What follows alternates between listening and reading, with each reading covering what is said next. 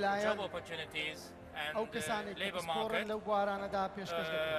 Guests participate in discussions.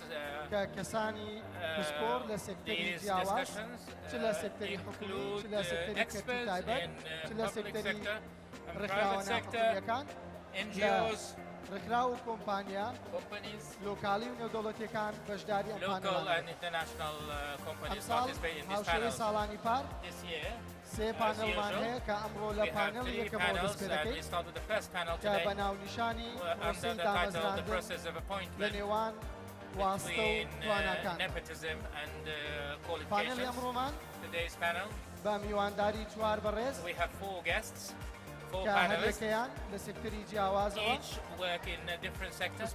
They, of course, they are experts in this subject. Well, they will talk about the process of appointment, and later some questions will be asked to them. And at the end, you also, as an audience, if you have any questions related to the same subject, or if they have any, if you have any general question about the process of appointment, you can address your question to these panelists. Before we start, I would rather that each panelist, to introduce each panelist to you, later give opportunity to each panelist for a few minutes to talk in general about the process of appointment. First person, first panelist, Mr. Donald O'Neill. He's HR responsible in Taiwan group. Mr. Donald has 20 years of experience in the Middle East. And also, as we mentioned, he is head of HR in Taiwan group in Iraq, in Dubai. And also he is the owner of a center in Ireland. And before he worked in economic development and human resources in many other countries. He worked as a consultant. Second panelist, Talan Auni Talan, she is the owner of Erbil Manpower, which is first company of provision of labor market. Talan's company in the beginning worked on finding job opportunities. Later the company, due to her ideas, the company has developed to be a source of vacation appointment and services, administrations and event management also. Talan, Mr. Talan, has BSc in electrical engineering, and since her childhood she's been working, she's been trying to have her own business. And the third panelist is Mr. Abdusalam Madani, Executive Director of Rowange Organization. And he is one of the famous activists in civil society, has a lot of experience in the management of civil societies, in the management of projects, and management of organizations, and also as a trainer, experience training, international trainer. Also, since 2004, has been working as a consultant in most of the local and international organizations. As we mentioned now, he is the executive director in Rowange. Panelist Hamza Fala Hassan, acting HR manager in GK Auto Hyundai.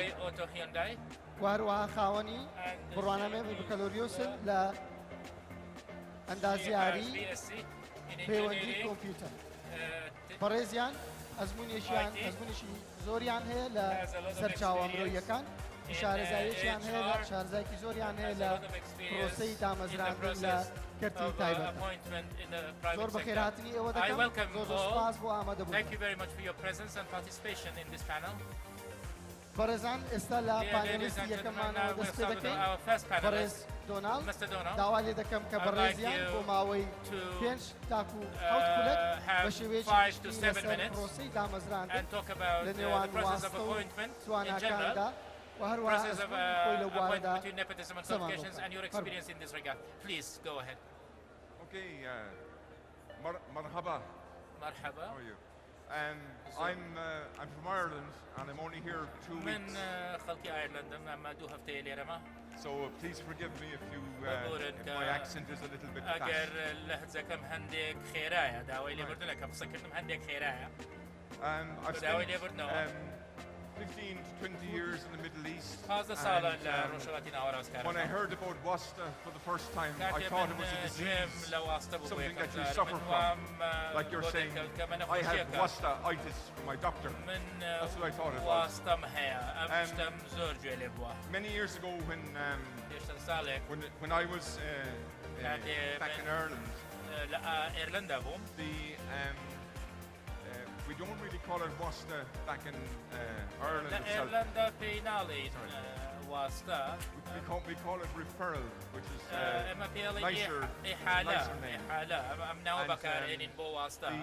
The important thing was in the company I was in, we had to hire in 300 graduates over a 2-year period into 20 countries. So it was a major operation. And the way we did this was through Wasta, or referral, by the professor, who actually gave us a list of students, top ranking to bottom ranking, and we picked these guys, and they stayed with us for 15 years, some of them. And there are some major operators now in the previous company I was with. So that was the experience I had of the Wasta side of the business, from the referral side. I have one other example in Saudi, in Sashraf oil refinery. We were recruiting in 25 graduates. One day this guy turned up and he was not on my list. And he apparently had come from the Bin Laden group, the son of one of these guys, arrived in. I was surprised because I never interviewed him, I didn't know him, but he was sent by someone high up in the Bin Laden group, and he arrived in. He promised he would work well. Within 3 weeks he was missing classes, he wasn't turning up, all of this business, and we had to go through the process of firing this guy. Unfortunately, and the CEO backed me up at the time. We did get a very nice letter from one of the sheikhs from Riyadh, who requested us to give him a second chance. And we did, and he arrived back. دیارە زەختی ئەکردەوە ئیوت هەلێکی دریب بەڵام دیسان هەلێکی ترمان دا بەڵام ئەو ئەخەوت دیسان دەرمان کردەوە بەڵام بینیم کە سەرۆکی دیارە سەرۆکیەک لە کۆمپانیاکانی بیناسازی بوو ئەوەی بنلاندن بەڕاستی ئەمە واستە باش نییە سیستمی ناوخۆیی تێکەدا کاتێ ئەم کەسە کار ناکە ئەم کەسە کەلتوری کارتێکەدا و هەروەها هەستێکی ناشیرن بڵاو ئەکاتەوە لە ناو کۆمپانیا کۆمپانیاکان ئەکوژی. The person or that's providing the influence, we call him the Wasta-izer, I suppose. He should take responsibility for this guy that's coming in and make sure that he actually is a proper guy, that he's doing the business within the company to ring. You know, trying to kill this guy. The Wasta-izer guy should be able to manage that. So that's would be my نابێ بکەوتە ژێر کاریگەری واستە ئەمە بیرۆبۆشنی منە. And of course the students have to stand out, and it's very difficult because all you students that are here today, you've got your grades which are similar to your friends, you've got qualifications, it's the same qualification, you don't really have experience, right? So how does a company find you? How do they understand what you are? So you have to use Wasta. can I get a show of hands ئەگەر بەدەستان بەرزکەنەوە چەند کەس پێی وایە Wasta is needed to get کە jobs in واستە Iraq? پێویستە بۆ بەدەستهێنانی کار لە عێراق دەستان بەرزکەنەوە ئەوەی پێی وایە واستە پێویستە دەستان بەرزکەنەوە Okay. Well, More than 6, yeah. 6. I think Wasta is dying. It must be dying کەواتە at this واستە stage. دەمرێ لەو We're کاتە definitely doing that. Okay. Thank you very much. Thank you very much. زۆر سپاس بۆ بەڕێز دۆناڵ دەچینە لای زۆر سپاس بۆ پانێلیستی دووەمان thank you very much for Donald. Now the second panelist, پێمان Mr. باشە Lan. جەنابیشت لە ماوەی If, پێنج Mr. تا Lan, if you can حەوت in خولەک 5 to 7 minutes دەربارەی talk خەمەنەوەی about, کاتەکەت بۆ دەگرمەوە I will دەربارەی تێگەیشتنی keep the خۆ time. لەسەر پرۆسەی But your دامەزراندن understanding پێوەستەوەی کە about تا چەند واستە the process of کاریگەری هەیە لەسەر appointment تا چەند and how تواناکان effective is پێویستە و Wasta, how بەشێکی effective دەربارەی is nepotism. ئەزموونی خۆت لەو بوارە If you can tell us your experience in this regard. سپاسێوارەتان باش. Thank you very much. Good afternoon. حەزەکەم بۆ چوونی خۆمتان I would like to give you my idea and my Wasta opinion Wasta. about Wasta. واستە and, احتمالە nepotism. شتێکی Maybe Wasta خۆشیەکی کاتیە is کە a لەوانەیە temporary بێ بە pleasure. مرۆڤ. ئیتر ئەو It مرۆڤە gives you a ئەگەر temporary pleasure. کارخوازێک بێ بە شوێن ئیشەکە Whether دەبێت، it's یان for a job بزنسکارێک seeker بێ or a بێ businessman بزنسەکەی بەرەو to پێشەوە بەرێ. expand بەڵام بەلای منەوە his her توانم business, but بڵێم in my ئیدمانە. opinion, it's like چۆن addiction. کەسان هەیە ئیدمانە بنە It's just like سەر addicts when they باڵێک مخدرات take a و dose, شتانە، یعنی زۆر زەحمەتە gives them خانەوازی a لەبێت. temporary بەڵام pleasure, پێناسەی زۆری and هەیە then will be واستە. difficult to بەڵام quit. حەزەکەم ئەگەر There are many ڕخسەتم definitions هەبێ of بە Wasta, شوەیەک but if بۆتان you تعریف بکەم. you ئەگەر سەیری allow کەلیمەی me, واستە بکەیت، if you بە look at the word ئینگلیزی Wasta, WASTA، شوەیەکی عەرەبیە، WASTA, واستە. Wasta, ئەمە لە it's کوردەواری Arabic, شاربەکاری and we use the same one in بەڵام ئەگەر بە Kurdish. کوردی بیخوێنینەوە وەستا وەستا دەگرێتەوە But کە in هەمووتان in زانن Kurdish وەستا it can be Wasta also, the بەڕای word من Wasta in ئەوەی Kurdish. واستە بەکاربێنێ لە ژیانیان Those who use ناتوانێت بێ Wasta وەستا. can't be Wasta. Wasta is the master. Wasta, it means the master. So whoever uses Wasta will not be able to be master. This is my saying. Maybe will make you rich, make you famous in the place you work in your workplace. But because you haven't exerted it, because you haven't been tired, it will be very difficult to be master in what you do. That's why I see it's a kind of addiction. Here we can't say, for example, if we talk about today's event, which is mostly for the job seekers, we can't blame only the job seekers. Why job seekers do Wasta? But those who accept Wasta also, both parties to be blamed, and both are wrong. The one who does Wasta, and the one who accepts Wasta. As I mentioned, the good thing that Wasta gives us is temporary pleasure. But on the other side, you lose many things. Maybe when you grow up, you will realize that you didn't do a good thing when you did Wasta. Doesn't matter if you get big jobs or become rich, but how about your values and your principles and the time and effort your family have put to raise you, to educate you in our company, because one of our main services is recruitment and finding job opportunities for the job seekers. This is one of our main jobs. Daily, many people come to us, many job seekers come to us or apply on our website and upload their CVs, and we download all these CVs, receive these CVs, and we try to help them to correct their CVs. When a client comes to us, contacts us, what we can do is to understand what the client wants. And this is of course a long process. We give the CVs to this company. Many times we give calls and relatives, they want to do Wasta. I am one of them. Many people come to us, my friends. Let's learn from this. Some Wasta is annoying. if this comes to me, I reject it in a diplomatic way.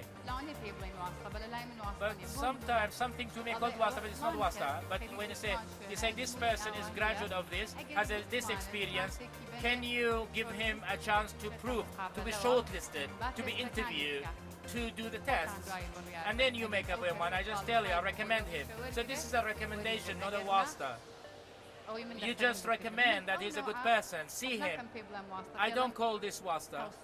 I call this recommendation. This is, I put it on my head in respect. As we say in Kurdish, I would like these people to be given a chance. There's another kind of job seekers, very few, a little percentage in our Kurdish society. They can't prove themselves in the company. To say, for example, to work as a volunteer, for example, or with a low salary for 2 months, 3 months. Test me out, because it's not a matter of skills. Employers do not look for skills also, they look for values and attitudes.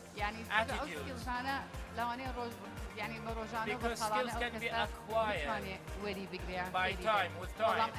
But attitudes are not easy to be acquired. If this employee is not well behaved, will be difficult. I hope that even if you're a graduate of medicine or engineering or any other advanced colleges, work as a volunteer, work with a low salary, accept any junior position until you prove yourself in this place. I hope that wasta decreases. By the way, wasta is everywhere, in every country, but different percentage and different ways, different methodologies. Thank you very much.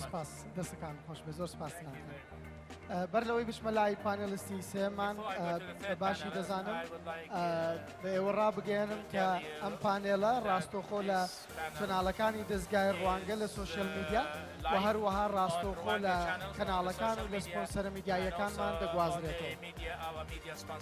زۆر باش. کاگەم دێمە لای جەنابەت.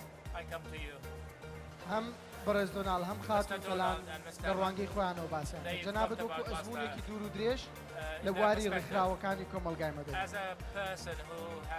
هەم پێمان باشە بە شێوەیەکی گشتی دەربارەی پرۆسەکە و هەم بە دیاریکراویش لە ناو پرۆسەی ڕێکخراوە حکوومیەکان باسی واستە و تواناکان. سپاس بۆ بەڕێزان مشەرەفم لەگەڵ ئەو بەڕێزانە کە ڕۆڵێ دانیشتووم.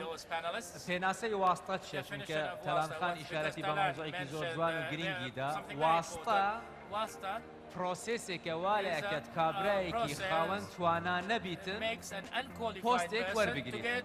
لە هەمان کاتدا خەڵکێکی تر هەیە خاوەن توانایە چونکە ئەکسیس و تەلیفۆناتیان نییە ئەو هەلیکارە بەدەستیان ناکەوێت.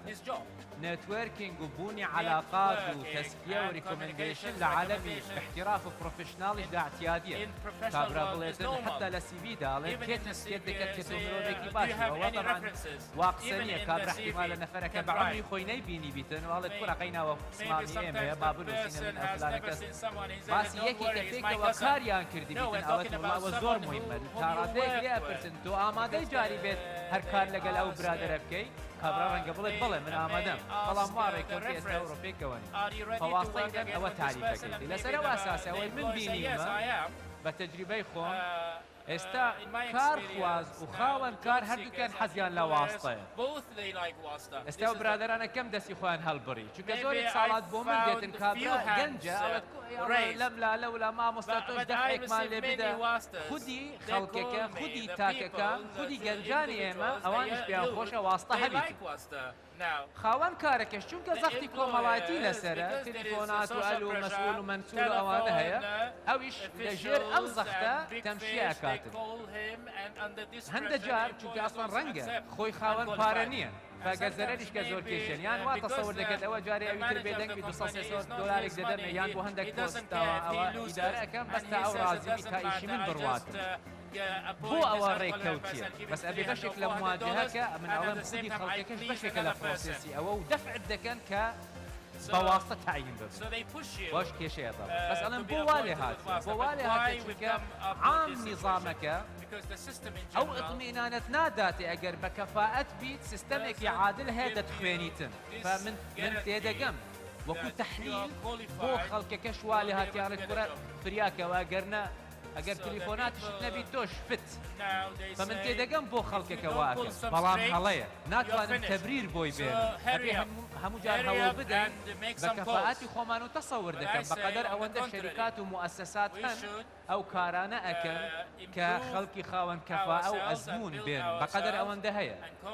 کە خەڵکی باشیش دێت مەرج نییە ئیلا واستەی هەبیت زۆر چیرۆکە هەزام چیرۆک لە دیویتریشن بەڵام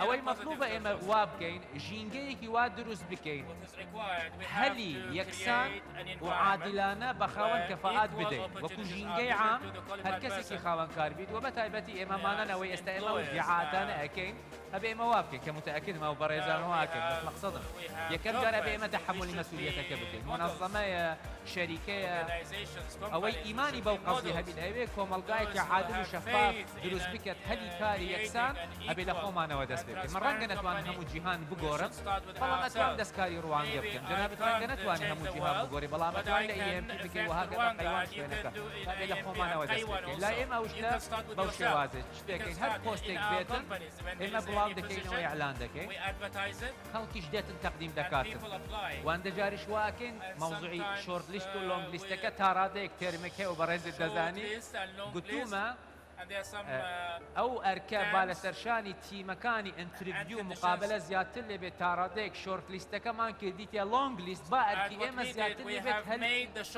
مقابلە بە خەڵکی خۆمان بدەین بێت لە دوو سێ قۆناغی امتحان بکە تا فعلا دوای ئەو سیب ئەنالسیسە لە منخڵ لێدانە کە فوترین کەس لێ دەربچێتن و ئەوەی خاوەن کەفابیت فعلا هەری کارەکە دەست پێ بکاتن ئەمە وا لێ ئەکە تەنمیە دروست بیتەوە بە کۆتایی دێنم بەو مەوزوعە ئەو کەسەی و منەوە بە زۆر کەسم گوتیە کە تەلیفۆناتم بۆ دەکەن ئەڵێن بەڕێزم ئەگەر ئەو بەڕێزەم تعیین کرد بە تەلیفۆنێک زەرەر لە خۆی دەکات لە جەنابت دەکەن لە کارەکە دەکەن لە من دەکات لەو کەسە دەکەت کە من بۆ ئەویش دەکەن غەدەر لە هەمویان دەکات و کە من بە تەلیفۆن تعیینم کرد بەیانی ناتوان گلەی لێ بکەم چونکە بەس تۆزێک کۆم بکەم تەلیفۆنێکی ترم بۆ دێتنەوە بۆ هەرگیز ناتوانم فەسیش بکەم بە تەلیفۆن هاتیە بە تەلیفۆنیش دەمێنیت ئەگەر وابیت وا زۆر مهمە لە ماڵی خۆی بادانیشیتن جەنابەت مادام پێتە $500 بدێ با لە ماڵ بیت لە کۆڵمان کەرەوە محکەرەمات ئەگەر بێ کەفاءە بیت ئەگەر بە کەفاءە بیتن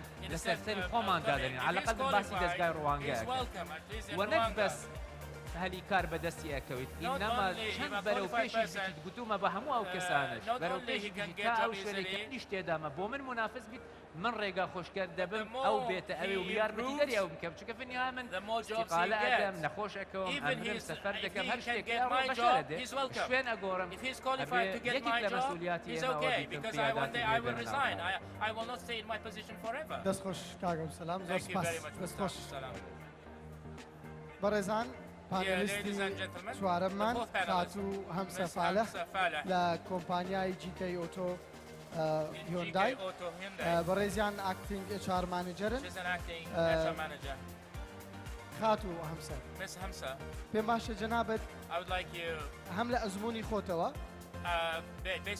بۆمان باس لە سیستەمێکی گونجاو بکەیت سیستەمێک هەیە تاکو پرۆسەی دامەزراندن بەڕێکی پێچی پێدا بڕوە و هەروەها ئەو سیستەمە وا بکات ڕێگە لە واستەکردن بگرێت کاک عەبدولسەلام باسی کۆمەڵێک پرۆسێسی کرد لە لۆنگ لیست و ئەوانە و هەروەها خاتووتەلان و بەڕێز دۆناڵ باسی ئەم جیاوازیانیان کرد بەڵام چ سیستەمێک هەیە تاکو زۆر ڕێک و پێک بێ لە پرۆسەی سەرچاوە مرۆییەکە تاکو ڕێگە بگرێت لە واستە و ئەو کەسانێک کە دادەمەزرێن لە ڕێگەی تواناکانیان مرحبا أول شيء لازم نتأكد إنه الواسطة هو شيء نواجهه إحنا كل يوم. الناس اللي تقدم دائما يجون من بعدها واسطة، بس مقابل الواسطة أكو شيء اسمه qualification، مؤهلات. هاي المؤهلات لو إحنا اليوم اجينا دمينا المؤهلات، يعني تركنا الواسطة، لأنه الواسطة مو بس بالعراق، الواسطة موجودة بالوطن العربي أو يمكن بالعالم كله. بس المؤهلات، أنا اليوم أجي أعرف مؤهلاتي، أعرف شنو عندي، شنو نقاط القوة اللي عندي، شنو نقاط الضعف اللي عندي، والشركات شنو تريد. لو أنا جيت سويت ماتشنج بين المؤهلات اللي عندي وبين الشركات اللي موجودة وشنو تريد، فببساطة ألقى وظيفة. من أهم الناس الفريش جراجويتد اللي حاليا تتخرج دائما تكون أكاديميا هي عارفة شنو عندها، هي الدراسة علمتها كل شيء، بس لما تيجي تعكسها على سوق العمل راح يصير عندها انه كيف انا ادخل سوق العمل، شنو اسوي. لو اخذ اللي تعلمه بالجامعه وشاف شنو نقاط القوه اللي عنده، فبسهوله يلقى وظيفه. مثل عندنا من اهم النقاط اللي احنا نحتاجها حاليا، يمكن تتفق وياي، من اهم النقاط اللي نحتاجها اللي هي الكوميونيكيشن سكيلز او البيهيفير. مرات الناس تيجي تقابل عندنا تشوفه هو كدراسه او يمكن من الناس الاول على دفعته، بس وانس يجي على الاتش ار يبدي يقابل يفقد المعلومه اللي عنده، او ما يعرف يسوي برزنتيشن لنفسه، يفرز النقاط اللي عنده، او مثلا هو كلش الكوميونيكيشن مالته حلو، تيم وورك اللي عنده كلش حلو، بس ما راح يعرف يفرزها. فانا اشوف انه الناس لو شافت شنو سوق العمل حاليا محتاج، شنو الصفات اللي عندها موجوده ونمتها، راح تلقى شغل. بالنسبه البروسيس اللي قال مال هايرنج، احنا في كوما وظائف نعلن، شاركنا العام بالجوب فير، وفي تعينوا عندنا نوعين من الناس. شخصيه تعينت عندي كانت المؤهلات عندها حلوه وكانت عندها خبره كامله، فخبرتها خلتها تتعين عندنا. بس الجزء الثاني اللي تعين عندنا كان شخص فريش جراجويتد، ما عنده مجرد اللي ماخذه هو تريننج، بس كان البيهيفر وانس قدم عندنا بيهيفر كلش حلو فتعين ويانا. الموضوع اللي ما بيه انه هذا الشخص من بعد 6 اشهر اظهر كفاءة مو طبيعية. يعني الشخص الكفؤ هو كفؤ تعين، بس الشخص اللي مو كفؤ متعين يظهر كفاءة. فمرات فريش جراجويتد لو اظهر البيهيفر ماله بالمقابلة راح يتعين وراح يثبت جدارة. يعني المشكلة همنا اللي تواجهنا انه الناس او الناس اللي متخرجة هسه حتى ما تدري نفسها انه تدور، يعني هي جاية وبالها انه اكو واسطة فاني ما راح اقدم، يعني او قدم ما يروح يسأل شنو اللي صار، او هو اصلا ما يعرف وين يقدم. يعني انا اليوم لما اجي اريد اقدم على سيلز، على الاقل اكون عارفه الشركه اللي اريد اقدم عليها على سيلز، على الاقل اكون عارفه انه انا اريد اقدم سيلز، على الاقل اكون عارفه شنو محتاجين هم كسيلز. في اعلانات الوظائف اللي تنزل لو الناس قرأت في جوب ريكوايرمنت راح يقرا انه احنا مش محتاجين الاكسبيرينس، اوكي، بس مرات في النيغوشيشن سكيلز اللي هي نتناقش، مرات يكون البرزنتيشن سكيلز هو ما يقراها، هو مجرد بيقدم سي في مو عارف ليش قدم. ومرات لما توصلنا ايميلات فيها السبجكت مو ذاكر حتى سبجكت وعلى شنو مقدم، هو مو عارف وين رايح، فبالتالي الشركه من حتستقبل عليه يمكن حتستقبله ويمكن لا، لان لو انا هذا اللي قدامي اصلا مو عارف وين رايح شلون راح احدد انا هو وين رايح. فلو قروا بس يعني، او مثلا من بعد ما سوينا الشورت ليست قابلناهم قلنا لهم تعالوا خلينا نقابل، ما حد يعني يدرس عن المقابله، هو يروح خلاص نجحت ما نجحت انت على الاقل تكون عارف هم ايش رايحين، تجاوب او تعرف طبيعه الاسئله اللي راح تجي. هذا الشيء همنا. ولو في شيء اخير، مرات لو المقابلات صارت فيها مشكله، انتم شايفين يمكن يجون يقابلون ويطلع يقول ما قبلوني، ما يعرف شنو مشكلته ولا يعرف طبيعه المشكله ولا هو يعرف شنو يكسرهم، فبالتالي هم يستقبلون بطريقه ما حلوه. فبس هذا الشيء اللي انبه عليه انه الناس البروجكت I just want to tell the graduates thank you very much. Thank you. دەست خۆش دەستی هەریەک لە ئێوە خۆش بێت زۆر زۆر سپاس بۆ سەرنجە گشتەکانتان لەسەر ئەو بابەتێکە باسمان کرد. بەڕێز دۆناڵد دەگەڕێمەوە لای جەنابەت بەشێکی زۆری پانەلیستەکان باسی ئەوان کرد کە بە جەنابیشتەوە کە لە هەموو ژینگەیەک لە هەموو کولتورێک لە هەموو وڵاتێک واستە هەر هەیە بەڵام ڕەنگە ڕێژەکە کەم تا زۆر جیاواز بێت بەو پێی جەنابەت لە ئیرلەندا لە بریتانیا لە وڵاتانی دیکە و لە ڕۆژهەڵاتی ناوەڕاست تەجروبەتێ لە مەجاڵی سەرچاوەمرۆییەکان پێت وایە چ شتێکی لایەنە کولتوریەکان هەیە بە دیاریکراوی چ شتێک هەیە کاریگەری زۆری هەیە لەسەر دروستکردنی واستە بۆ نمونە ئەو شتەوا دەکات لە سعودیە یان لە عێراق ڕێژەی شتێکی کولتوریە پێویستی بە کولتوری خەڵکەکەوەیە زیاد بکات بەڵام لە ئێرلەندا بە پێچەوانەوە ئەو شتە نیە یان لە وڵاتی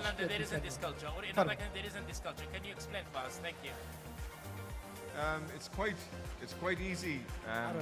Back in the West, in Ireland and in England and in France, in those countries, Wasta is not accepted by the companies at all. If anyone rings up and tries to get a job for somebody, immediately they're cut off the list. They're gone, and there's no chance for them to come back in. All the companies base their searching and ability of the student on their qualifications. As my colleagues have said here, it's also not just qualifications, because everyone has qualifications. It's behaviour, it's their communication skills, it's their ability to interact with people, interact with teams.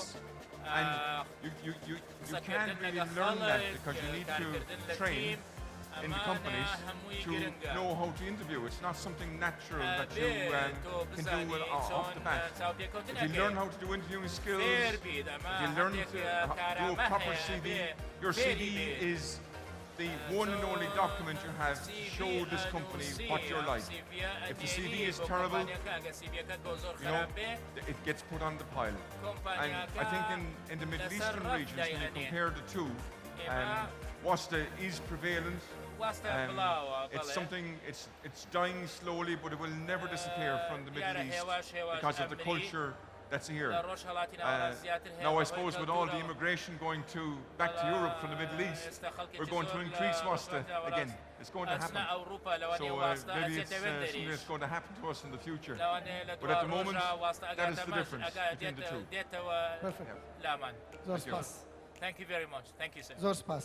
Thank you very much. تەلان خان دەمەوێت پرسیاری ئەوە بکەم ئەمە سێکتەری جیاوازمان هەیە کۆمپانیاکانمان هەیە کە قازانجویستن و ڕێکخراوە نێوخۆیەکان و ڕێکخراوەکانی کۆمەلگای مەدەنیمان هەیە کە بەشێکی زۆر زۆریان قازانج نەویستن پێ دوایە چ جیاوازیەک هەیە هەم لە پرۆسەی دامەزراندن ینی هیچ جیاوازیەک هەیە بۆی کە کۆمپانیایەک لە بەرەوەی قازانجویستە پێویستە ڕێوشێنی زیاتر بگرێتە بەر داواکاری زیاتر بکات لەگەڵ شوێنێکی دیکە ڕێکخراوێک کە قازانج نەویستە یاخود سیستەمەکە هاو شێوەیە و لە هەمان کاتیشدا بەڕای تۆ کە وەکو کۆمپانیاکە وەکو ئەزموونی جەنابەت لە کام سێکتەرە لە کام لایەنە زیاتر واستە دەکرێت و لەبەر چی؟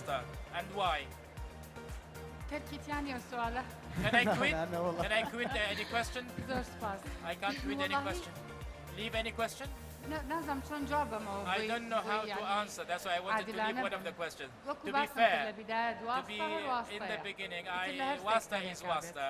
Wherever it is a disease. It is a phenomenon. But if we talk about the current situation in Kurdistan, I can say that we have Wasta in both sectors, charitable organizations or humanitarian organizations and the private sector. Maybe there is a small difference in qualifications to all my respect to both sectors, humanitarian and the private sector.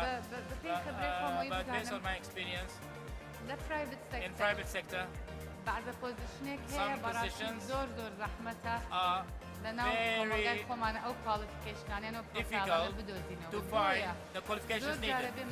That's why sometimes we have to bring in experts to fill in these positions. because maybe we don't have experience locally. هرونه فرياكون ليجو شركة دامه لا NGO كان In دوباره يعني حظهم NGOs, ليش تنو again, to all my respect to everybody, زياتر أو شتا maybe in NGOs, maybe there is more wasta. Wasta is more effective. Because NGOs are most all NGOs, they depend on donations. برنامج خوان هي They have funding, they have من programs. تلانم I خريج am Talan, I'm a new graduate لكلية زراعة in agriculture بوزيشنك college. There's a ورقي position, I'm accepted in this واسطة position. بواسطة نبو نازان I don't know whether it's wasta or not. I'm now I have this position as an accountant. NGO program يعني هي In أكثر on NGO, job training they have program, they will do an on-job training and they will teach you how to be an accountant on their system. So that's why the methodology is different. But in which sector wasta? There is wasta in both sectors. This depends on the job seekers and the HR policies of the organization of the company. أتوام يكشتي كابلا May I add something براي else? من In my بقشت opinion, تحديد بكرة to be specific, مفروض هر دستگاه each هر organization, each sector, HR recruitment policy each procedure بوي هبه HR should have ونمونا من its أجل own recruitment vacancy policy. كما But قسمي HR I have a vacancy, I should have my HR. مثلا من لو كسانم خوش CV خوش كخوم يا Not براي خوم anybody. For example, there should be a special email to be بونمونا transparent. مانجر كبروات بترسل And then manager ورم CV يعني to بوت ask, هاد officially نازيانا بو أو إيميلا Are the CVs sent to this email officially? Show me شفافية هبه لبروسي evidence. تقديم كردني To CV be- لشورت to have استكان transparency in the لمقابلة process كان of يعني sending كر CVs in the أواهي interview. It shouldn't be randomly. نا officially بابلين Or unofficial. تصور كما وشتكي باش I بيك think أو this is خلص very كانت important. دابن We لهذا have these الزاي policies in each sector. دەست Thank you. خۆشتەلان خان زۆر سپاس کاگە بسەلام دەستگای بسلام. ڕوانگە چوارەم ساڵە و بە دیاریکراوی ڕوانگە. 3 ساڵە پێشانگای It's نێودەوڵەتی the fourth year or, کاری ڕوانگە فرۆست دەکات that ئەمە having ستانداردێکی Rwanda for us. جیهانیە کە ئێمە کارخواز و خاوەنکار بەیەکەوە کۆ دەکەنەوە پێت international وایە standard that we ئەمە بەشێکە match لە job پرۆسیسی seekers دامەزراندن with بە تەنیا employers. یاخود Is this ڕێگەگرتنە part of the لە پرۆسی appointment process واستا or بە is جۆرێک it, بۆی to, کۆمپانیاکان خەڵک گەنج prevent هەمویان wasta? بزانن کە so ئەمە that all پرۆسەکەیەت و the youth, all the پێویستە خۆت پیشانی کۆمپانیاکە companies, they know دەمەوێت that لەوەشەوە it's a procedure and ئامان ئەو ئامانجەی دەستگای ڕوانگە لە کردنەوەی ئەو What is the goal of پێشانگایمان Rwanda in having دوو this مەسار هەن job بۆ ئەوەی ئێمە چۆن There are ئاستی two کۆمەڵگا بەرەوە پێش pathways ببین for مەسارێکی improving تەقلیدیە و society. زۆر ئێمە There باس is a لەکەین کە traditional مەساری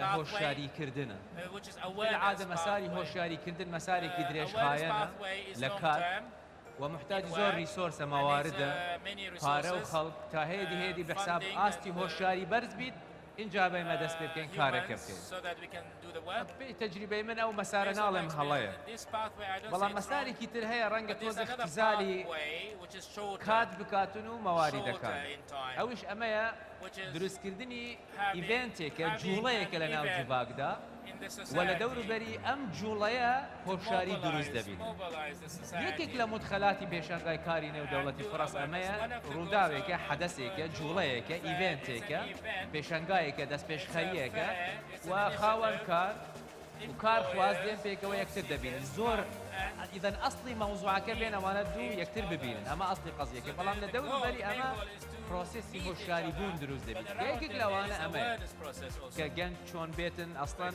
تێبگات نەک سی نسخەی سیڤی لای ئەی بیتن بشتە سی کۆمپانیا لەوێ سیڤیەکان دابنێتن و ئەوەندەیە وازەن بباتن ئەنو ئەوان دوای ماوەیەک ڕێک تەلیفۆن بۆی دەکەین ئارێتەوە لە کوێ لە ئاسمان دەستمان ناکەوی ئەمە خەونێک واش بیتن ناکرێت چاڕوانی ئەمە بیتن توانەوەش عادەتەن وایە کە دوای ماوەیەک دەکڕەوە هەمووی فشێ چۆن سیڤیەکەماندانە هەریچیش نەبوو مەسەلێمە گوتومانە لەوە 2000 تا 2500 هەلیکار دەبێت ئەگەر لە باشترین حاڵەتەکانی خۆیدا 200,000 نەفەر ئەگەر بێنە ئێرە لە باشترین حاڵەتدا ئەگەر ئەو 2000 نەفەرەی کە هاتوون هەلیکاریان دەستکەوت 18,000 نەفەری تر ئاڵێن وەڵڵە هیچ نەبوو بەس یعنی ئەگەر ئینسان منسوب بیتوانی ستافەکانی ئێمە و جەنابەت ئاگاداریچینە دەرگای ئەو کۆمپانیا و منەظەماتەیان لێکدا گوتویانە وەرنە ئێرە لە ئیڤێنتێکدا گەنجەکانتان بۆ دەین دەجاتەوەی گەنج بیتن 166 منظمة وشركة بشتوريته ولا هولين بهوك سليماني أوان استهاتنة يك أو مساحة جولة خويان دكا خوي عرض دكات مزاني تحدى البازار شيء تواناكاني من لقل بەرامبەر ئەو پەنەڵانە بەرەوە ئێمە بە موازی ئەەکەین تا تۆزێک ئاستی هۆشیاری بەرز ببیتەوە لە هەردوو لابزانیتن ئەمە متەطەڵیباتە بێتەوە فریای خۆتکەی بەرەو پێش بتریش کەسی باش بخۆت هەڵبژێری ئەوە ئاستی هۆشیارێکە بەرزتر لێ بکات تاوا لێ بێتن سیستەم دابێت مثالێکی بەسیط کۆتایی دێنن ئەڵێن کاتێککە شۆڕەشی پیشەسازی دەستی پێکرد لە بریتانیا و دواتر لە ئاسی هەموو جیهان بڵاو بووە یەکێک لەو شتانەی کەوالێ کرد خەڵک متمانەی هەبیت بە بازار پێشنە بەڕاعەت اختراع بەباسی نموزەجی جیمس وات دێنن جیمس وات کاتێککە بەڕای اختراعی خۆیدانە بۆ مەوزەی مەکینەی بوخاری و ئەوانە بەناوی ئەو تۆمار کرد کەسی تر دواتر بۆی نەبوو ئەو اختراع لێ بتزیتن فەقمینانێک بۆی دروست بوو ئەتوانم ئەو منتەجە زیاتر لێ بکەم کەواتە قازانج دەکەم کەواتە ئەتوانم بەرەو پێش بچم نموزەجێکی تر هەیە پێشتر لە عەهدی ڕۆمانەکە کابرا مەوزوعی خۆڵ و ئەوانە چۆن بتوانی مادەیەک لە دروست ببیتە شوشە ئەو شوشە نەشکێت لە عەهدی ڕۆمانەکان لە دواتیەوەی دەست بە بزنسی خۆی بکرد چونکە فکری فتشن و بەڕاعەتی اختراع نەبوو ڕەچوو لای ئیمپراتۆری ڕۆمانی گوتی قوربانەوە ئەو اختراعە کیمیاویەم هەیە ئەتوانم خۆڵ بۆت بکەمە شوشەیەک کەوا ناشکێنرێت unbreakable glass. And the emperor said, very important, did you tell anyone? He said, no, I didn't. They kill him. Why? چونکە بازاری ڕۆمانی ئەو سەردەمە لەسەر سیستەمێکی تر دروست بوو خاوەنی عەلاقات ئەوە بازارێکی تر دروست بکاتن کێشەیە ئەو کابراش لە جیاتیەوەی دەست پێش خەڵکی بزنسێک لە بازار بخۆی دابنێت هەموو ئەواتی ئەوە بوو بچیتە لای ئەمپەراتۆرەکە ئەمپەراتۆر چەند ئەوەیەکی زێر بداتێت اختراعەکە بۆ خۆی بچێت مەقسەدم لە بازاری کوردستان لە هەرێمی کوردستان فراوانتر عێراق ڕۆژهەڵاتی ناوەڕاست لەو وڵاتانەی کە دوا کەوتون ئێمە پێویستیمان بەوەیە سیستەمێکی عادل دانین لەسەر ئەساسی شەفاف بیتن هەموو لایە قازانجەکەت لەسەر چونکە ئەگەر تەمبەڵ بیتن بۆ تەمبەڵ بەرەو پێش دێتن قازانجی کێدا یەکێکی تەمبەڵ بێت بەرەو بە احتراماتی هەر کێ بیتن منی ئەگەر خاوەن کەفاعەت بیت ئەو کاتە خاوەن کەفاعەت بەرەو پێش دێت We need qualified people. Nobody is looking for a lazy person. Thank you very much. Miss Hamza, I will ask you the question in English, so yeah.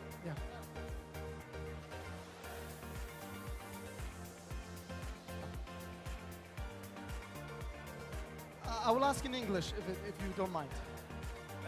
راح اسال باللغه الانجليزيه بس برسياري من اويك عشان نمونيك هنا ولا سر اويك كيشكان شي بلام تو كو كسيكي برسيار لو مجاله چاره سرکان شي شلون چاره سري او كيشانه بكين ورجله واسطه How do you solve these problems and how do you prevent واسطه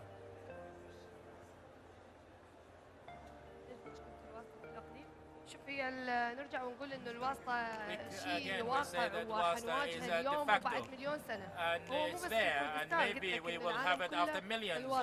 بس انا الشيء الوحيد اللي لازم ما اخليه ببالي انه ما دام الواسطه موجوده وانا ما راح اقدر اشتغل هذا الشيء كلش خطر لانه واقع نواجهه لو ركزنا قلت لك لو ركزنا على صفاتنا والاشياء الزينه اللي فينا واشتغلنا عليها احنا ممكن كلش بسهوله نحصل الشغل بالعكس اصلا ممكن الشركات راح توظفنا وهي الممنونه انا اليوم لما اشوف ناس كواليفايد راح تكون مش محتاجه واسطه بس النقطه الاساسيه انه لو ما نظل نخلي بالنا انا لو ماكو واسطه ما راح اتعين فهاي الحاله ما راح اتعين ابد راح اظل انتظر سنين وسنين فكل ما ركزت على نقاط القوه ونحن نرجع الناس الجديده الفريش جرادويتد هذول الناس لازم نقاط الكوميونيكيشن النيغوشيشن هذول السوفت سكيل اللي هي راح تخليهم يسوون شغل دەست زۆر سپاس دەستی هەمولاکتان خۆش بێ زۆر سپاس من ئێستا ئەگەر پرسیار بکەم کەسێک لە ئامادەبووان پرسیارێکی هەبێت بەڵام تکایە ئەگەر برادران هاوکاریم بکەن لە مایکەکە ئەو بەڕێزە بەڵام تکایە یەکسەر پرسیار بەبێ هیچ ڕوونکردنەوەیەک فەرموو من قوتابی علی سلمان علي سلمان أما سودان دكتوران يونيفرسيتي جيولوجي من ديبارتمنت خۆمە لێرە سیدیم تەقدیم کردووە شخصەکە وتێتی ئەگەر ڤیتامین واوی لەگەڵ ئابێ باشتر شخصەکە لە کۆمپانیاکە بەڵێ هەر لێرە ئەمڕۆ باسی بەڵێ وتی ئەگەر ڤیتامین واوی لەگەڵ ئابێ باشتر And he says if there is vitamin wow, which is wasta, with it will be better. It's vitamin W. بۆ ئەوەیە کە واستە لەم ڕۆژێکە ئەکرێت تەنها بۆ ئەوەیە بگەی بە ئیشەکە دوای ئەوە خولێکت بۆ کرێتەوە ئەوی بە ئەکسپرینس لەو ئیشە یعنی شتەکە لێرە ئەوە نییە کە تو واستە بکەیت نەفەرەکەت تەمبەڵە و ئیشی پێ ئەگەر پرسیارێکت هەبێ پرسیارێک بە دیاریکراوی بۆ یەک لە پانێلەستەکان باشترە بیکەیت باشە بۆچی ناچم بۆ زانکۆکانەوە تەقدیمی ئیش بکەن بۆچی پێشەوەی کە تەخەڕوج بکەن بۆ ناچم بۆ زانکۆکان قۆناغی چوار هەمووی ئامادەکاری باشی بۆ ئیش بۆ ناچم بۆ زانکۆکانەوە کۆمەڵی زانکۆی ناسامانەیە لە ئەهلی و لە حکمی لە هەرێمی کوردستان بەبەستت لە چییە بەبەستم لەوایە بچن لە زانکۆکان مقابلەی تەڵەبەکە بکەن لێ زۆر باشتریشە و ئەگەر واستەش بە دوور بێت ئێستا نەفەری فرێشیان نایە لە شەریکاتەکان یعنی سەر من خۆم خەلیجی جیۆلۆجی نەوتم نەفەری فرێشیان نایە ئەڵێ بێ 5 ساڵ ئەکسپرینس دەبێت بێ خۆم 4 ساڵ لە کولیە خوێندمەوە ئەلێ 5 ساڵ ئەکسپرینس So where should I get 5 years of experience? I just graduated. Where can I get 5 years of experience? زۆر باش Okay.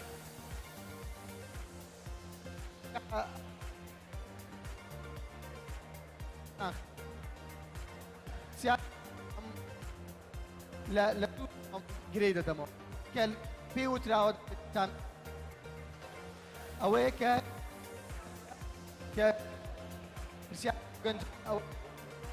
دەبێت ئەکسپریەنسمان هەبێت دەبێت کۆمپانیا داوای 5 ساڵمان لێ دەکات داوای ئەزمموی زۆرمان لێ دەکات یعنی چۆن ئەو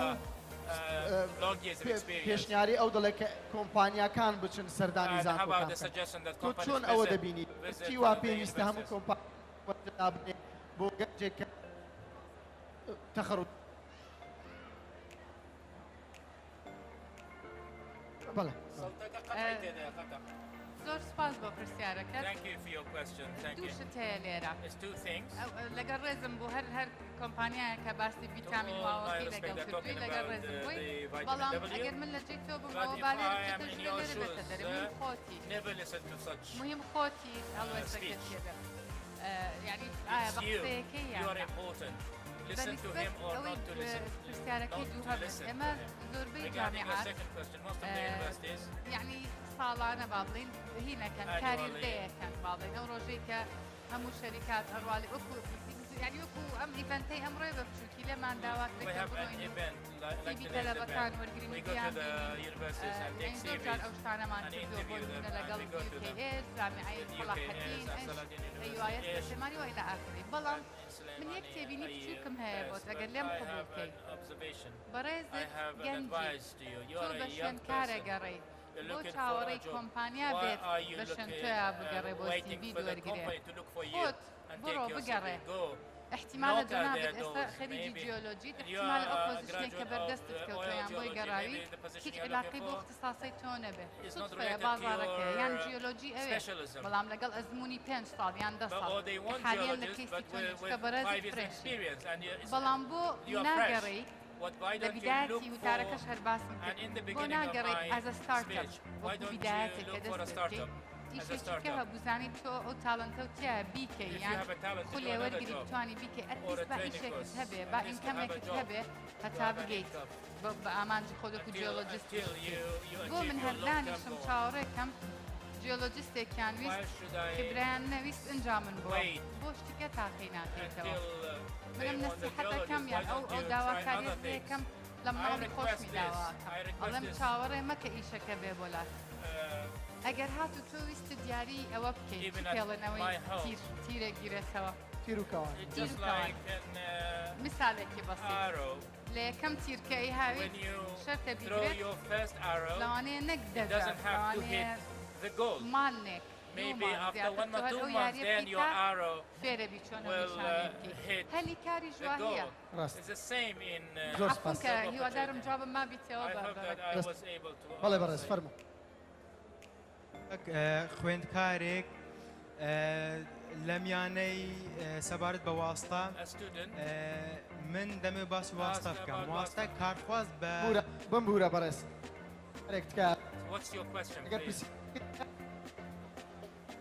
بەڵێ پرسیاری ئاراسی تەلانخان دەکەم لە سەبارەت بە واستا واستا کارخواز بە دوای واستا ناگارێت بەڕای خاوەنکارە ئەوەی داوای واستا دەکات بۆ ئەوەی خۆی و کاری خۆی گەورەتر پێشان بدات تاوەکو چۆن گەورەتر ببێتە پرسیارێک دیکە پرسیارەکە چیە پرسیارەکەی منەوەیە من ئێستا خوێندکارم لە قۆناغی ئامادەییم سەبارەت بە واستا من ماسی خوێندن وەکو قوتابێک بەڵام کاتێک لە قوتابخانەکەم وەرگیرام پێویستی بە واستا بەرسەدە من وەکو قوتابی تایبەتمەندەکانی تێدا لە قوتابخانە وەرگیرم بەڵام لەگەڵ هەبوونی هەموو تایبەتمەندەکان و هەموو مەرجەکانی وەرگرتن گوتیان پێویستمان بە واستەیەکە تەنها واستەیان ویست گوتیان واستەیەکان کەمە تێگەیشتم دەست خۆش کاک عەبدولسەلام بورن درد وەرگرت مەکتبیش واستا هەیە He says even in لە schools مەکتەبکە there is وەرگیراوە یان لە wasta. شوێنی When he was admitted in the school, he had to do wasta. وریە یان تەنیا تا پەیوەندی بە بابەتێکەوەیە بە بازاری کارەوە Is this culture? برادری ئەوێ ملاحظەیەکی گوت من نامەوێ لەوێ تێپەڕم ڕاستی عەلەقەل لەو مەساحەی کە ئێمە وەکو دەستگای ڕوانگە تەحەکوم تێدەکەین ئەو بەهایانەی کە وعظی خەڵک لەسەر دەکەین ئێمە لێ مەسئولین چونکە ئەو ئیڤێنتە ئێمە ئیدارەکەین زۆر پێم خۆشە و بەڕێزە بڵێت کام کارمەند بوو لە کام شەریکە من ئەو وعدەدەم چونکە نامانەوێت کەسێک بێتە ئێرە ئەو قسە ژەهراویانە فڕە بداتن مەسئولم لەم مەوزوعە ئێمە تەمان تەحەکوم ناکەین لەسەر شەریکەکە بەس عەلەقەل دەزانین بۆ لە مەولان تەعامل یان لەگەڵ کارمەندەکە ناکەین یان ئەگەر سیاسەتی کۆمپانیەکە بەو شێوازەی گاڵتە بە میوانەکانی ڕوانگەکەت ئێمە ڕازیین بە پێم خۆشە ناوەکە بڵێت و کارمەندەکە و ئێمە ڕسمیەن مواجهەکەین ئەمانەوێ ئەو کەسەی بێتە ئێرە ڕێز لە ماندێتی خۆی بگریتن ڕێز لە ڕوانگە بگریتن ڕێز لەو میوانە بەڕێزانە و خاوەن کەفاعات بگریتن کە هەگەر خاوەن کەفاویت مەفروزە وەربگریت ئەگەر وەرنەگریت عەلەقەل گاڵتەنەکەت و ئەو نوتکانە فڕن زۆر پێم خۆشە متابعی ئەو مەوزوعە بکەین واستا کولتورێکە یعنی بەشێکە لە کولتوری ئێمە بە مەوزوعی کۆمەڵاتی تێدا ئێمە لێرە دێن من پێش 2 ساڵ نکتەیەکم هێنا بوو قەتعەن کە کاک گۆرانەگەر بینی درێژم کرد باسی یەکێکم کرد کێشی خۆی دابەزێنیتن بەخلاصە بیست بووی ئنو شای سەوز کێشی مرۆڤ دابەزێنیتن بەس ئەو برادرە سێ چوار چا بە گڵاس پەردار ئەیخواردەوە زۆر شەکری سپی تێرە کرد و خەریکی کفتە و تکە و کەباب و بەقلاوەی ئەبو عەفیف و بێوەرزش و ئەوانە بوو دوای 3 مانگ کابرا وەست کێشی زیاد بوو چای سەوز و ئەوانە بشێ هیچ ئەسڵ و ئەتاتی نییە چونکە کابرا بەس چای سەوزی ئەخوارد بەس مقابلی ئەوە دەشتی تری دەخوارد کێشی زیاد دەبوو مرۆڤ جوار دەستگاکان وانە هێزی بنیادنەریان تێدا و هێزی ڕۆخێنەر پرۆسێسی واستا قوڵە لە ناو کوردستاندا و قوڵە ناو عێراقدا و ڕۆژهەڵاتی ناوەڕاست و وڵاتە دواکەوتووەکان لە شێوازی گشتی ڕەنگە لە هەندێک وڵاتی تری ڕۆژئاوا هەوڵ بدرێتن خەڵک زەختێک بکاتن چونکە مرۆڤ هەر مرۆڤ لە هەر شوێنێک بەڵام سیستەم دانراوە ڕێگا ناکەن ئێستا باسێکی کرد مەوزوعی ڕێکخراوە نێودەوڵەتیەکان و لۆکەڵەکان استیدراکێک بکەم لەو ڕێکخراوە نێودەوڵەتیانەی لە ناو هەرێمی کوردستان کار دەکەن مەجالی پرۆسێسی واستا نییە چونکە بە ستاندەردی نێودەوڵەتی کار دەکەن خوا لەر کوردستانە بەڵام لەگەڵ ڕێکخراوە لۆکەڵەکان بەهاکان بە شێوازێکی عەمەڵن نامەی بڵێم یەکەیەکێ ئەم پرۆسەسیا بینین مەجالی خۆی ئەبیت بەشێکە لە ئۆکسیجینی ئێمە هەرچەندە مبالغەیە بەڵام بەسێکە لە کولتورا بێ محارەبەتی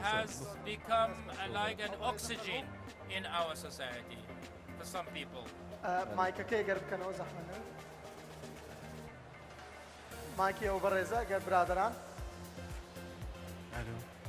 فەرموو زۆر سپاس شاکر واجد بەڕێوەبەری شرکەی دانەخاز تاوان دێشانازیە لەگەر تەلانخان و کاک عەبدولسەلام پێکەوە 16 ساڵ لەمەوە پێش لە بەرنامەی ئەنتی واستەمان ئیش کرد پێکەوە نەپەتزم و مەحسوبیات و هیوادارم ئەو شانازیە بە واستە تەفسیر دەکرێتەوە